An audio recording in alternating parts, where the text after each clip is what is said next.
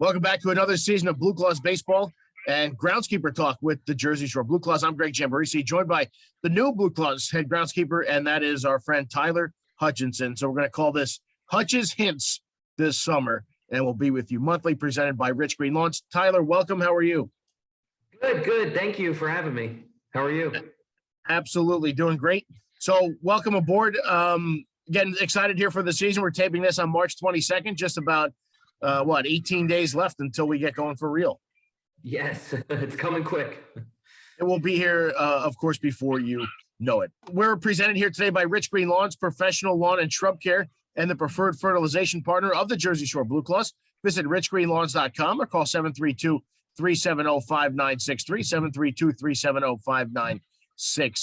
732-370-5963. So, Tyler, how is this? Actually, before we get to that, let's learn a little bit about you. What's your background, and how did the road wind for you right here to Shoretown Ballpark? So it's a little lengty road. I took a different way than most groundskeepers in minor league baseball, but it started in high school. I worked game days for what was then the Trent Thunder, and also in the summer was working at a golf course called Ben Salem Township Country Club. And just love turf so much. I have family members in the golf course world in the turf management side, so wanted to stick with it.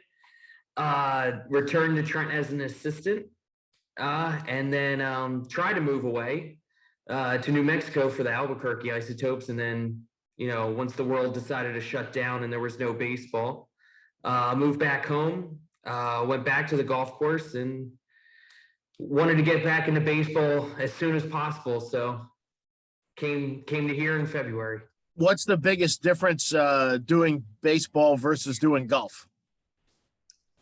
The biggest difference is, it may sound backwards, but with only having less land, like 2 acres, it's a lot harder to maintain and keep perfect. You want to make that perfect for the players. No tripping hazards. You don't want the ball bouncing, weird hops. In golf, you're just trying to get the course ready for the members. And I was at a public course, so everyone who wanted to decide to wake up and play, you just made sure everything was mowed and everything was fast. Golf was a lot faster. Yeah.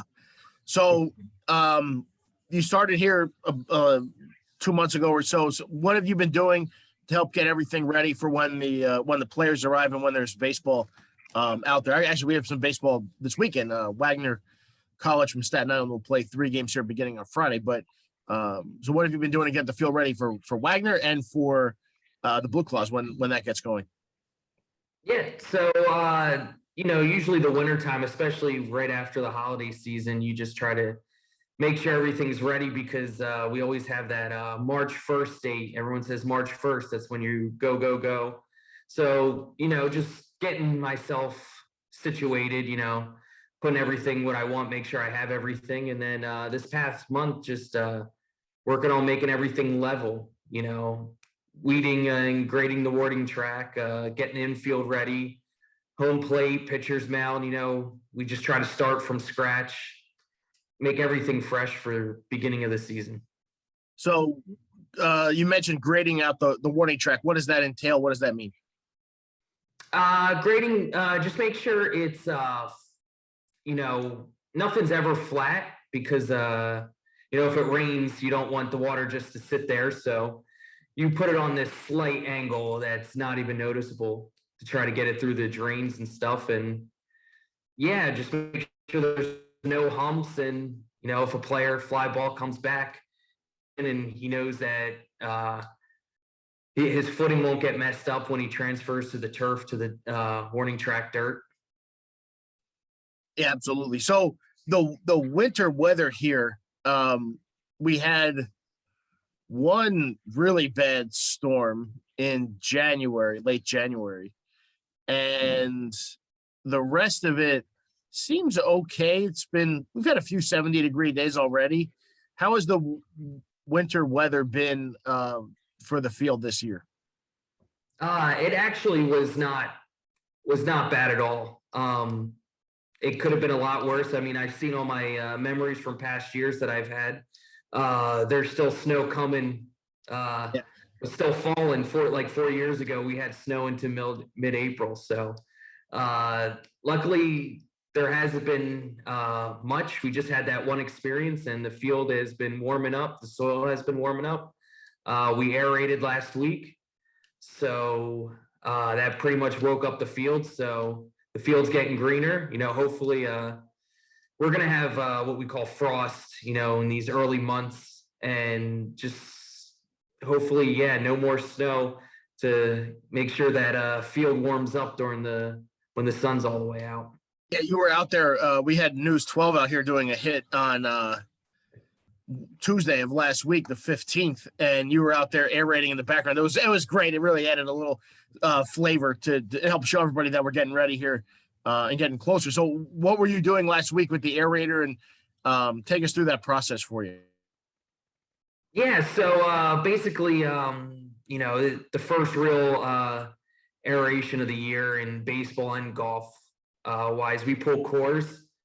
It's just these tines that poked, or actually have one on my desk right here. If you want me to show, it's a tine that it just sticks in the ground, and then the dirt comes out of this hole and just plucks out. So you have a lot of cores all over the field. It just basically gets air, let the grass breathe, let the soil breathe underneath. It helps growth, helps keep diseases away. And we just did the whole field, and then after that, you got to pick up the cores. So we swept them, and then to fill in those holes, we put top dressing sand. It's basically sand that has more nutrients in it, that's man-made, and you throw that down, you broom it in, make sure all the holes are filled, and then I put the water on just to settle it, and it's basically the aeration process. It takes about a week to recover. So later this week, you won't see any of the holes. You won't see any of my mess that I made with the sand, top dressing sand. So should all be good for next week.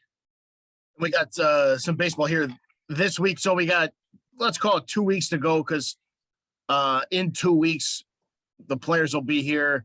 They'll be working out in the field, getting ready for the season. Of course, that starts on April 8th. What is your biggest concern with the field? What keeps you up at nights over these last, 2.5 weeks, two and a half weeks? I guess everything. I mean, this close to the season, you always have the nightmares that you don't get something right, or the pitching mounds, not right, that the players don't like how the field's playing. We just want to make sure that, there's no problems. I don't want to get talked to. If groundskeeper gets talked to too much, that means something's going wrong. So just, once the season gets started, I'll calm down a little more, but hopefully, we have days like today that are beautiful, that I can work on the field for as long as possible and just get everything ready. Well, at least we open with 3, as we usually we used to open. Last year was 6. More, in years past it was 7. You'd open like Thursday to Wednesday. At least this is only 3, and it's Friday night, and then Saturday afternoon, Sunday afternoon. They won't do any field work or whatever on Sunday, so just kind of 2 full days of the games, and then and that's it. So I guess, and then you get a week to kind of reset. So that part's good, I guess. Yes. Last thing before we let you go, give us the homeowner tip of the month as we get into spring. Obviously, spring officially sprung on Sunday, so give us the homeowner tip of the month. Yeah, so I guess my tip of the month is to make sure you throw down that opening fertilizer, especially at home lawns. You can't just mow and cut and hopefully the lawn, spruce up. You got to give it some nutrients. You got to feed it a little bit. So make sure you throw down the early spring fertilization. Outstanding. Tyler, thank you so much for a few minutes. And Tyler's presence here. Hutch's Hints is presented by Rich Green Lawns, the preferred fertilization company of the Jersey Shore. BlueClaws Rich Green Lawns, professional lawn and shrub care. Visit richgreenlawns.com or call 732-370-5963, 732-370-5963. Tyler, thank you so much. We'll see you soon. We'll do this again, of course, in April. Best of luck gearing up for the season. Yes, thank you so much. I appreciate this.